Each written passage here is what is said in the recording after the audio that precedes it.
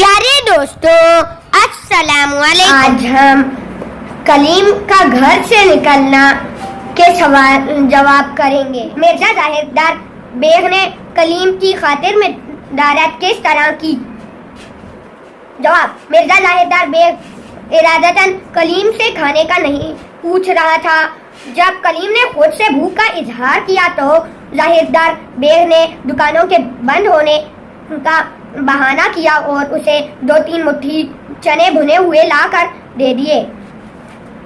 सवाल 2, मिर्जा जाहिरदार बेग ने कलीम के सामने चनों की क्या तारीफें की?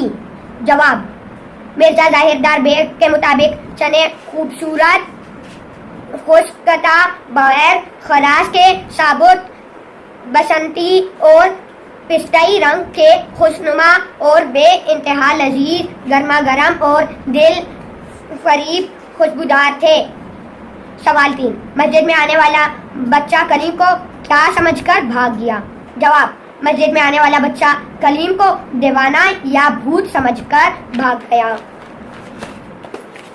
मस्जिद में कलीम की ऐसी बुरी हालत क्यों हुई?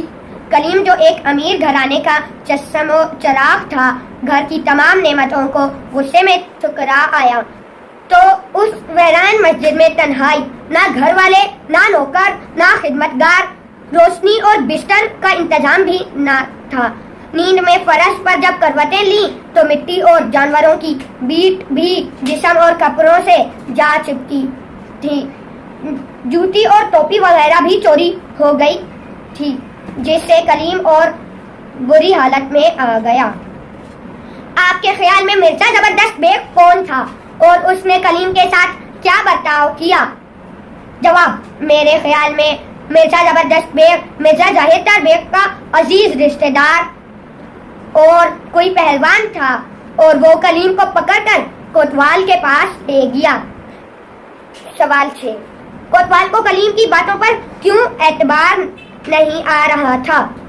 कोतवाल को कलीम की बातों पर एतबार इसलिए नहीं आ रहा था क्योंकि उसकी सोच के मुताबिक वो एक मशहूर और मारूफ शख्स का नाम बता रहा है, जबकि खुद नंगे सर, नंगे पांव और बदन पर कीचड़ ठपी हुई है।